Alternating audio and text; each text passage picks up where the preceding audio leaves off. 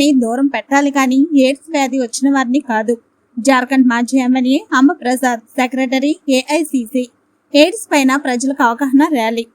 రాజమహేంద్రి మహిళా కళాశాల NSS unit ఆధ్వర్యంలో రత్నంపేట ఏరియాలో ఎన్ఎస్ఎస్ వాలంటీర్లు ఎయిడ్స్ వ్యాధిపై రత్నంపేట ప్రజలకు అవగాహన ర్యాలీ కార్యక్రమం.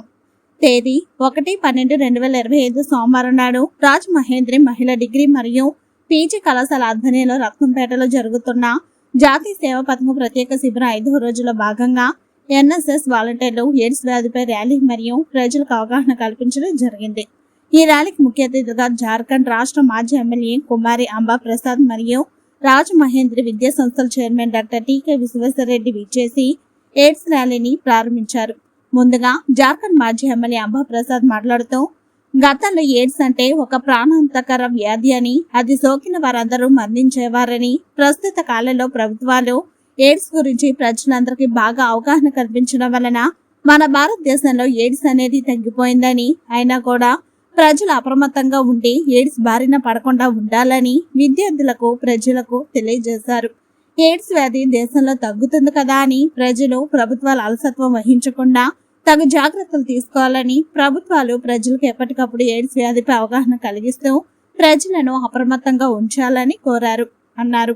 రాజమహేంద్రి విద్యా సంస్థల చైర్మన్ డాక్టర్ టీకే విశ్వేశ్వరరెడ్డి మాట్లాడుతూ, ఎయిడ్స్ అనేది ఒక అంటువ్యాధి కాదని, ఎయిడ్స్ వచ్చిన వారిని మనం తాకినా మనకి ఎటువంటి ప్రమాదం ఉండదని, అది కేవలం రక్తం నుండి మాత్రమే వ్యాపిస్తుందని, అందువలన ఎయిడ్స్ ని దూరం పెట్టాలి కానీ ఎయిడ్స్ వచ్చిన మనిషిని దూరం పెట్టకూడదని, సరైన పౌష్టిక ఆహారం, మందులు తీసుకుంటే ఎయిడ్స్ వచ్చిన వారికి మరణం రాకుండా ఉండవచ్చని విద్యార్థులకు, ప్రజలకు తెలియజేశారు. ఈ కార్యక్రమంలో భాగంగా ఎన్ఎస్ఎస్ వాలంటీర్లు రత్నంపేట ఏరియాలో ఎయిడ్స్ పై ర్యాలీ చేసి ప్రతి ఇంటింటికి వెళ్లి ప్రజలకు ఎయిడ్స్ వ్యాధిపై అవగాహన కల్పించారు. ఈ కార్యక్రమంలో కళాశాల ఎన్ఎస్ఎస్ పిఓ దంటు వీర వెంకట్రావు, మాజీ పిఓ లక్ష్మీ ప్రవీణ, ఎన్ఎస్ఎస్ క్లర్క్ మౌనిక, శాంతి, సురేష్, కళాశాల ఎన్ఎస్ఎస్ వాలంటీర్లు పాల్గొన్నారు.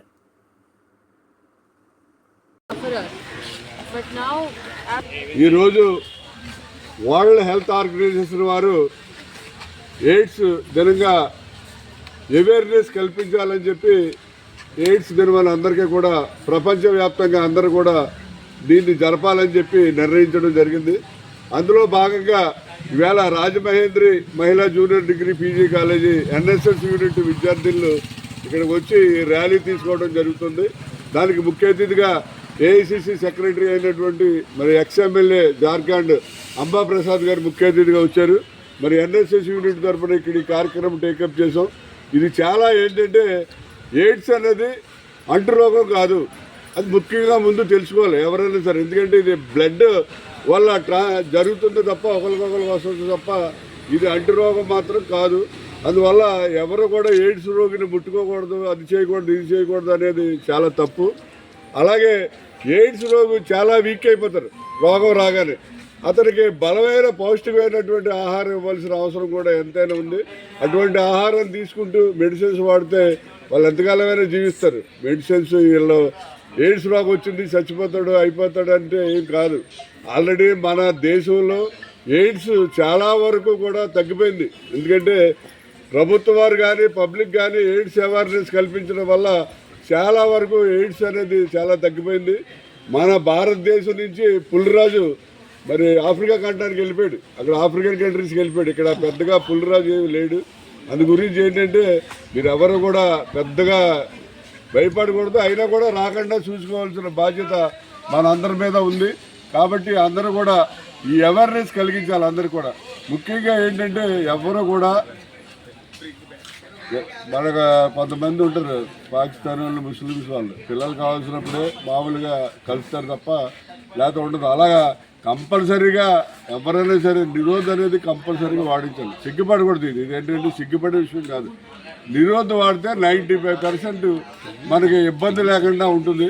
కాబట్టి అందరూ కూడా మరి నిరోధ్ వాడవలసిన అవసరం. ఎవరైనా సరే సెక్షువల్గా కలిసినప్పుడు నిరోధ్ పిల్లలు పుట్టినప్పుడు మాత్రం మామూలుగా కలవాలి తప్ప ఉత్తప్పుడు అందరూ కూడా నిరోధ్ వాడాలి.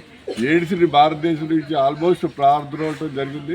ఇంకా మనం ఇంకా అవేర్నెస్ కలిగించి మరి పోలియోని ఎలా అయితే మన భారతదేశం నుంచి పారదోలేమో అలాగే ఎయిడ్స్ని కూడా పారదోలాలని చెప్పి మనందరినీ కూడా కోరుతున్నాం. అదే అవేర్నెస్ పిల్లల ద్వారా కలిగజేస్తున్నాం. ఓకే.